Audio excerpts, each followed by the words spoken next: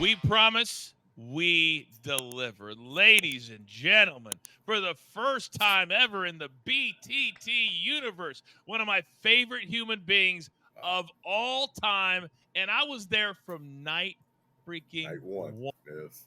He is the great Maven Huffin. Maven, welcome to BTT, baby. How are Yeah, you? I am well, my friend. Good. I'm happy. I've been watching what you and Tommy have been doing, and good stuff. You guys are putting out good quality, highly informative information.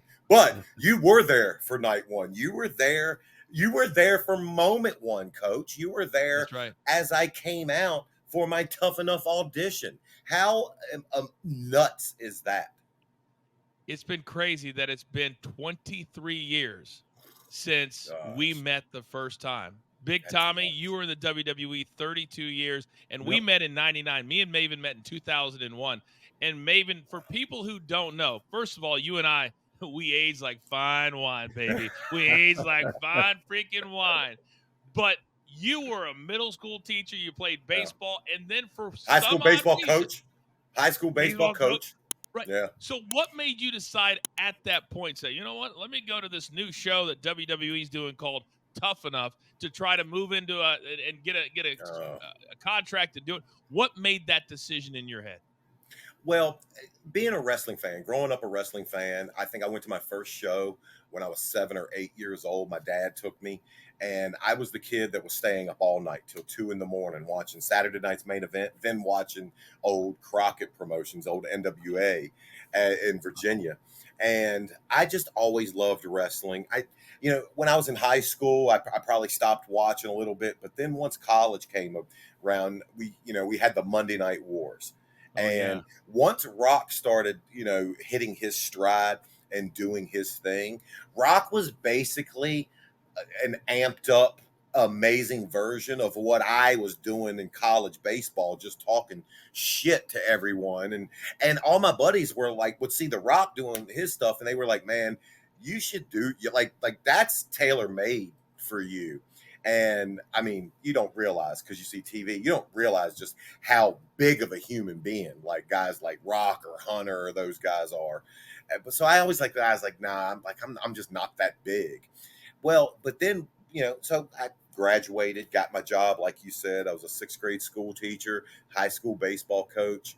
But once Jim Ross said those words, have you ever wanted to be a wrestler? I was like, yes, I have. I have. And we shot my video. It's to this day, it's the most god awful thing I've ever seen. And Coach, remind me, I will send it over. I'll text it to you later. Please, It's please. hilarious. It's so bad. It's so bad.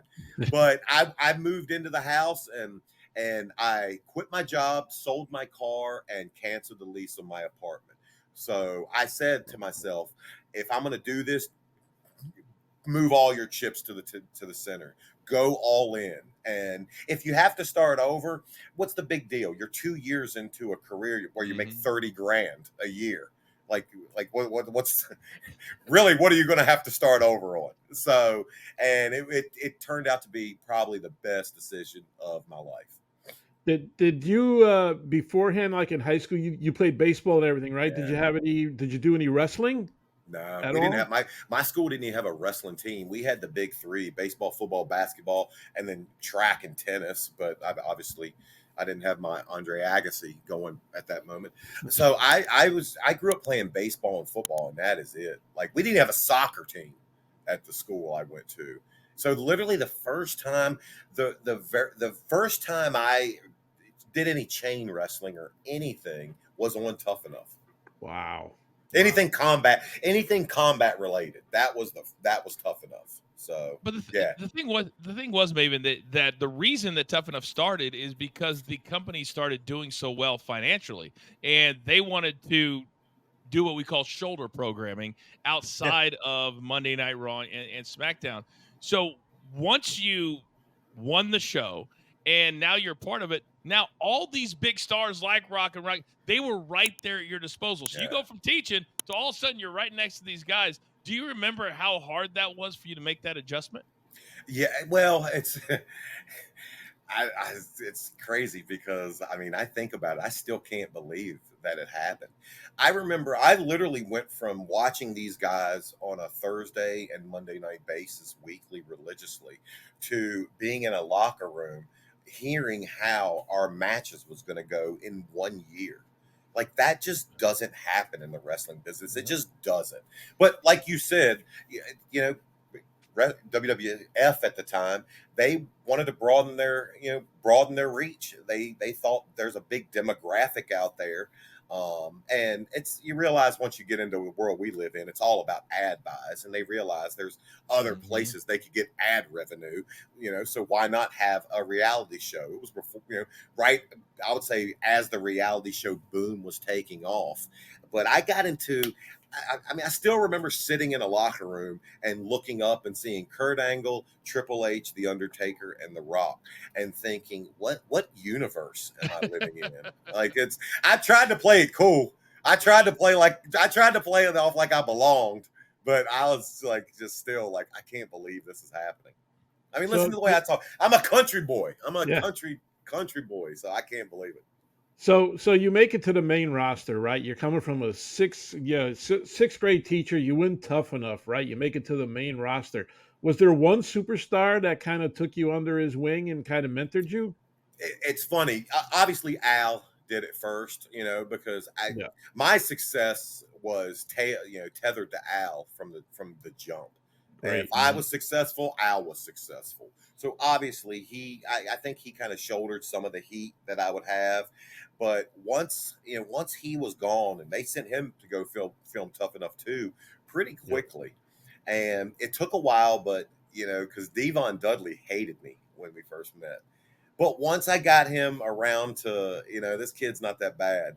After that point, then Devon took me under, and Devon and I for a good, couple years, we were Oh inseparable. yeah. And I think once guys saw me riding with a veteran like Devon, someone who was respected throughout that locker room, and obviously, I mean Taker doing what he did on Yeah. the Royal Rumble, that right there gave me as much legitimacy as anything For ever. those people who don't know, and you just bring it up, so I'll ask you about it right now.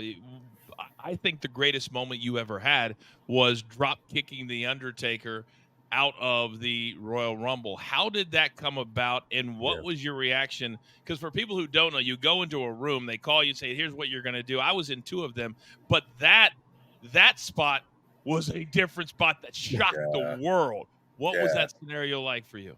Well, we all knew the Rumble was coming up. At the time, I was in Cincinnati. I was in developmental at the HWA Heartland Wrestling. And Les Thatcher came up to me the day before and was like, Maven, you're going to Cincinnati tomorrow for the Rumble. And I thought, that Tough Enough. I think I was a few months from removed from winning Tough Enough. So, of course, it made sense. Probably have me come out, do one spot, and then get eliminated. That's in my mind what it was.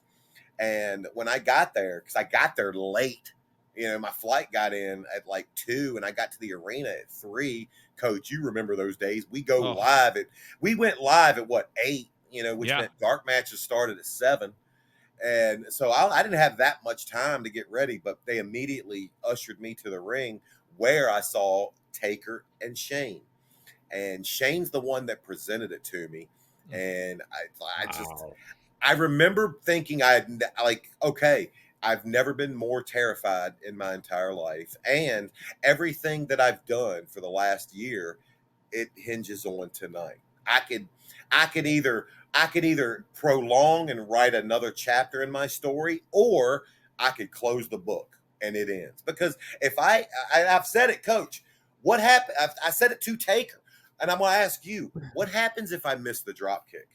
What happens? We're not starting a wrestling match. What are me and Taker locking up? Like, what That happens? the fact that you mentioned that, I went through the same thing when I turned heel and I had to attack Chain with the chair. I said to myself, I'm attacking the boss's son. What if I clip his head or clip his ear or don't hit him Man, on the back?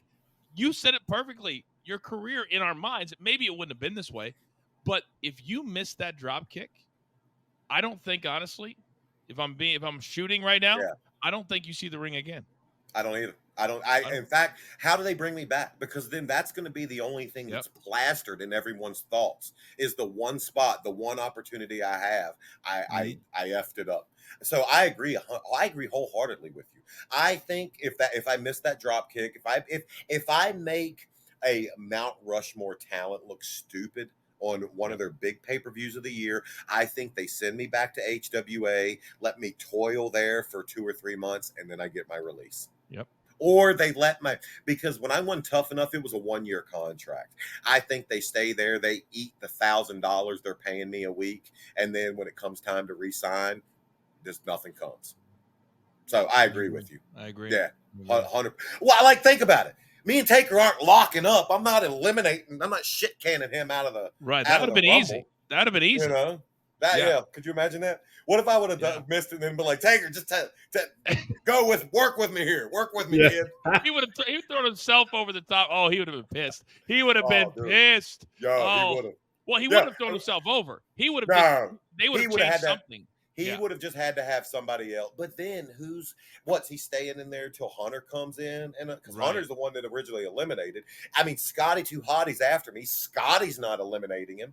It's just, I asked him on his podcast, I was like, what happens if I miss that drop kick? And he just went, it wouldn't have been good.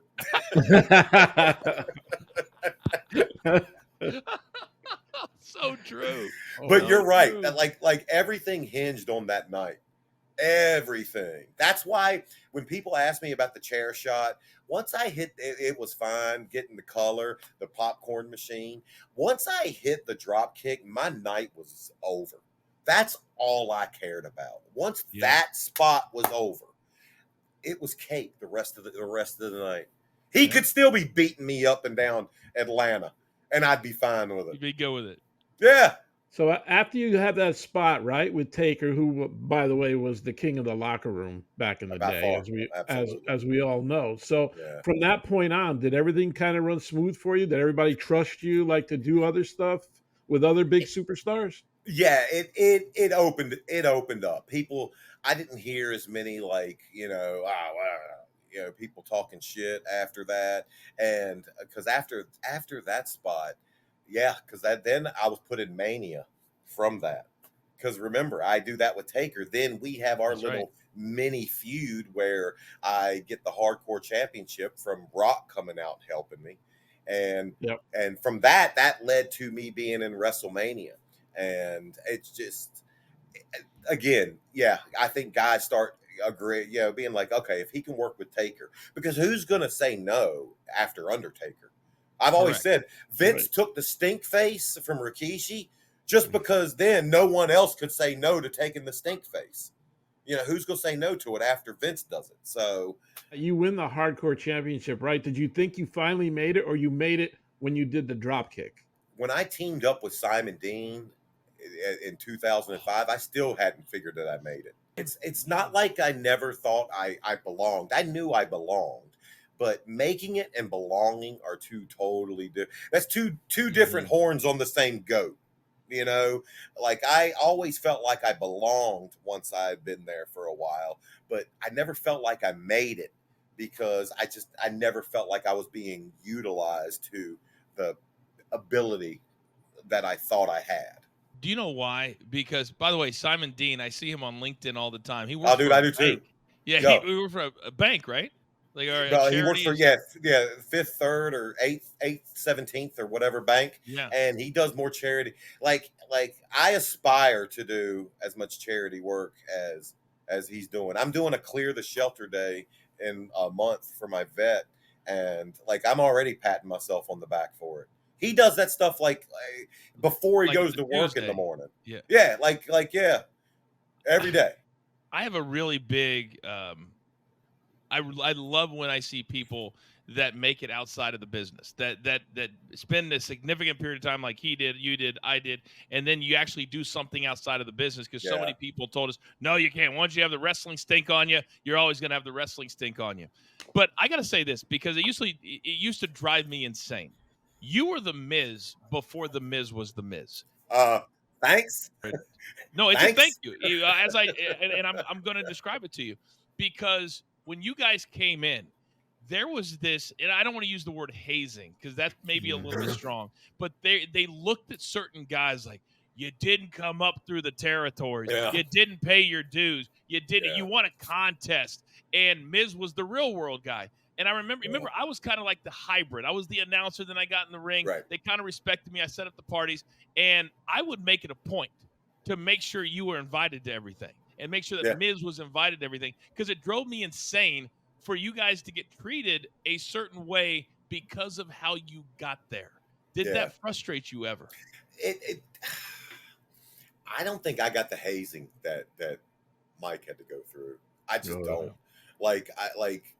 Because I think I was a pretty damn prolific partier back then. Well, and we got after it. Yeah, we did. And parties, dare I say, got better when I got there. So, I think if there's one aspect of that locker room that I think I had respect on immediately, it was after the show ended.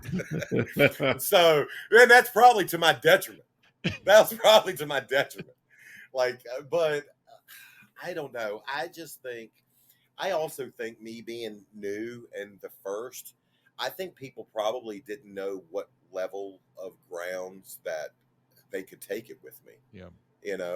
That they had to think maybe he's being protected. Maybe, I don't know. Maybe they didn't want to get heat by, I'd say the worst thing that happened to me is somebody chained my duffel bag to the ceiling and cut the straps off of it. So I had to walk through the airport with a duffel bag like this. That's literally the worst thing that happened to me. I mean, people probably talk shit behind my back, but I don't give a shit about that. I can only control the controllables. I don't give a damn what somebody thinks. Mm-hmm. I literally just told my son that yesterday. I said, son, control the controllables.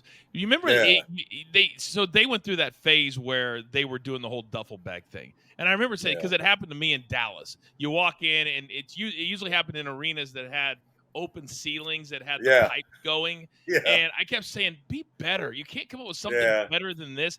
And you never would turn them in. You'd never say anything. You just cut it off and you move on down. Do you remember Sean Stasiak? When Stasiak, literally, they were on a little puddle jumper, and he put his stuff in the, his wallet and stuff in the thing above and I was like, I kept saying, why the hell would you ever do that? And fall asleep on Somas. So he gets to the city, and somebody had taken it. He calls the cops. Jesus. Well, Maven, you're never going to see it then. No. And so they had to go through, Bruce Prichard had to help him just get onto a plane, get home, get all of his credit cards and all that kind of stuff. The hazing stuff, like that little stuff, it just, I hated it to this day. I really did. I know you said it didn't bother you, but it's just don't sell it. Just don't sell it. Don't sell it. Like if you don't sell it, then just, I remember looking and being like, wonder how you got up there, and getting it down and just acting like my duffel bag gets stuck in the rafters all the time. And if you don't sell it, don't sell stuff like that. And eventually, eventually they'll move on and they'll find somebody else to haze. I wasn't there, so I'm assuming he was as respectful. I just remember going out of my way to be overly respectful of everybody. Even if I knew Saturn hated me. I knew it. He would look away every time he'd shake my hand. But okay, I'm still gonna be me going up to him. I'm not gonna let the way he feels affect the way I act. Because guess what? If somebody hates you, it's only affecting them.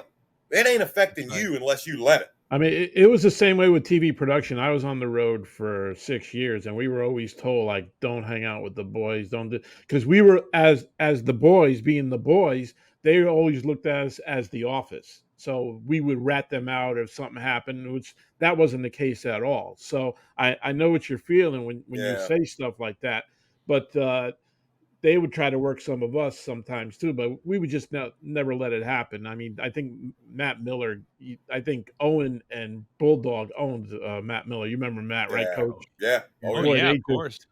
They owned him, man. And they end up laughing and stuff like that. But God, we were told the same thing. So we just Yeah. did our job. And if the boys talk to you, you talk. If not, if you got to shoot a pre-tape or whatever you got to do. So it's interesting that you say that.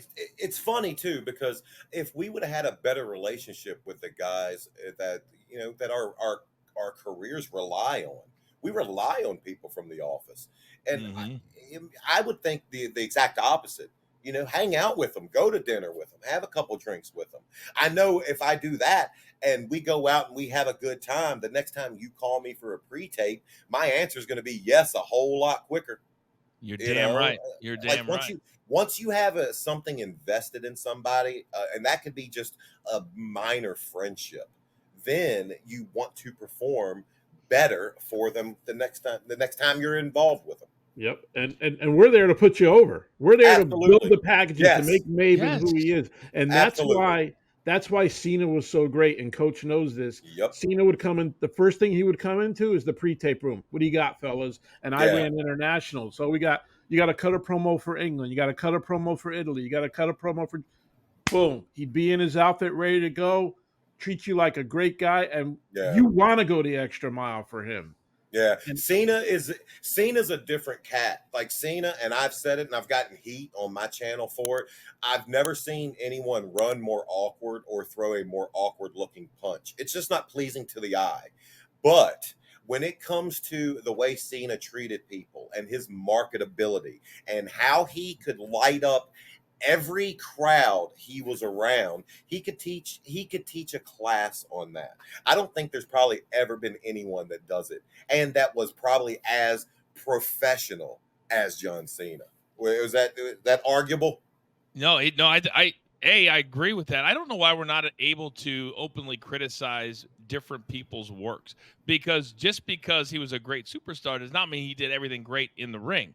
But If I you tell me traveled his with him. punches, if you tell me his punches are good, I'm gonna tell you you're half blind. No, but I think we're at a point now where we can be honest. And back then, when you're talking about a guy who's selling 37% of every dollar, nobody Yeah, wanted to be honest. And I think even yeah, he would be honest. The one thing I think that he was really, really good at, and I've talked to him about this, is we've seen guys, Triple H went from jeans, leather, yep, to suits. yep. Cena went from rapping, backwards hat, and now what do you see every day, every Suit, interview? suit. Suits all the Yep, time. And yep. I do think there's a happy compromise. And I think that because Rock in 2002 left to do movies, that Hmm. Cena, part of the reason I've talked to him, he doesn't have kids. He says, I'm never going to be home. He wants to chase the ring so badly. And I Yeah, respect it because he gets incredible opportunities. But yeah, I've also said, I feel like he's missed out on some opportunities because of chasing the ring. Because every movie that he's given, yeah, he does. And now you see his repertoire of movies. Some of them you're like, and then you see him in Fast and Furious. Fantastic. yeah, Do you feel like yeah. at that time it was kind of anything that you got given to you, you had to take? And he's a perfect example of that. Yeah, absolutely. But you also have to once the pitch is thrown your way, you have to hit it, and he knocked it out of the park. Yes, he And did. I think him doing different opportunities, and it's just him landing on where his niche is. Mm-hmm. Like I'll tell anybody that I see.